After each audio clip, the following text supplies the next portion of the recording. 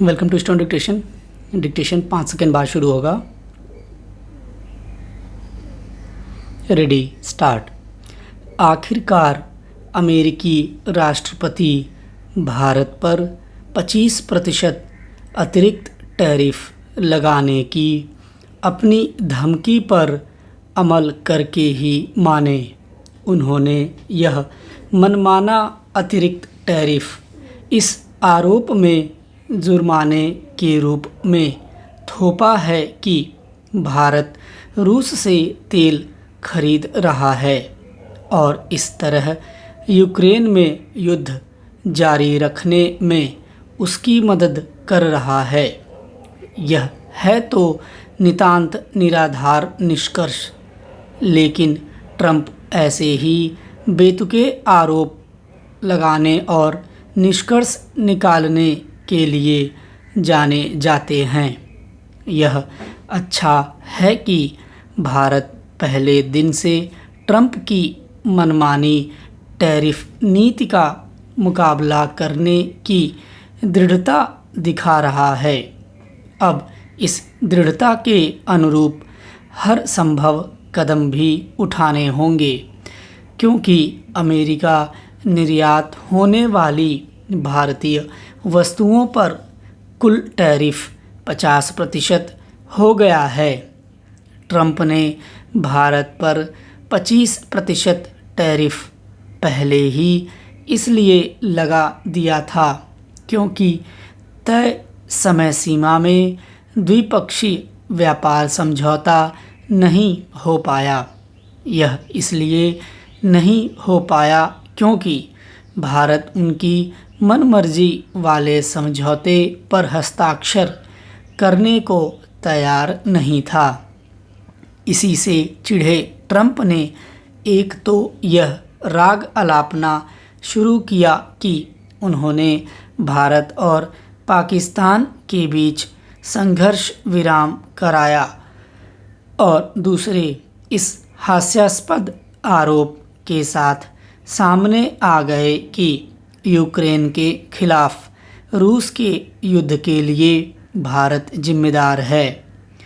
Trump ने उस चीन को बख्श दिया है जिसके खिलाफ वह गर्जन तर्जन करते रहते हैं और जो भारत के मुकाबले रूस से कहीं अधिक तेल खरीदता है।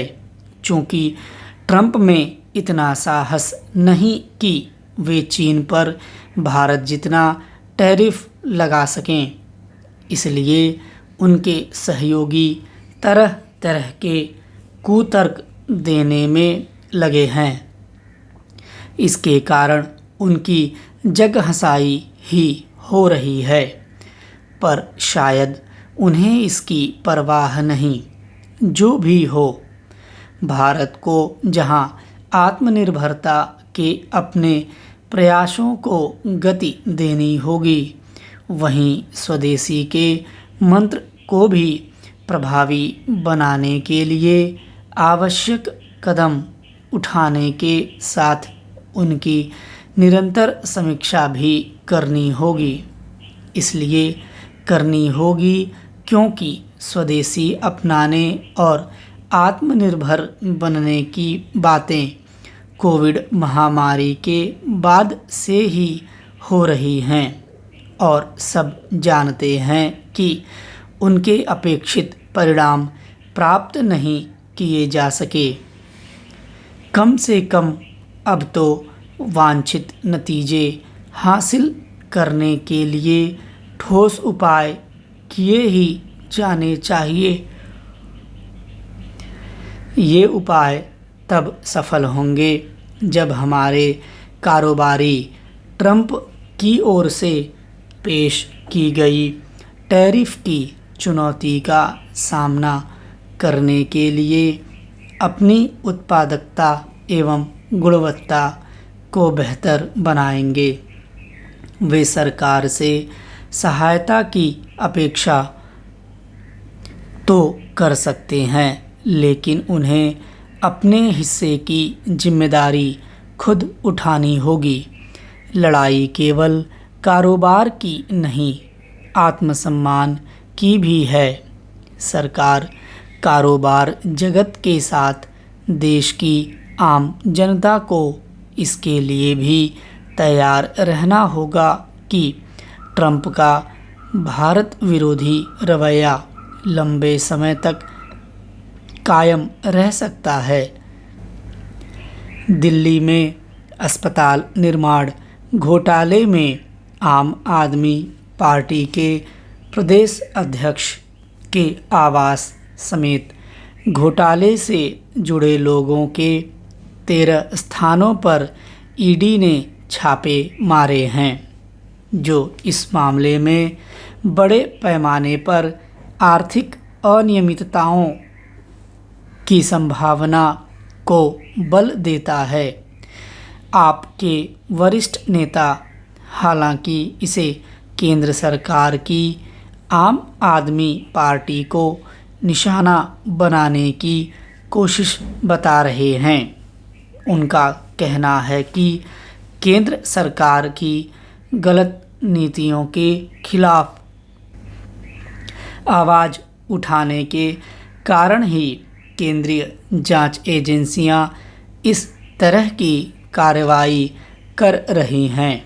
दिल्ली की पूर्ववर्ती आप सरकार के बहुचर्चित आबकारी घोटाले में लंबे समय तक आरोपित आप नेताओं की जमानत नहीं हो सकी थी।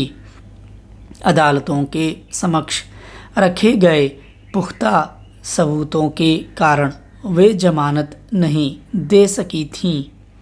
ऐसे में आरोपों को सिरे से नकार देने के बजाय उनकी उचित ढंग से जांच किया जाना आवश्यक है।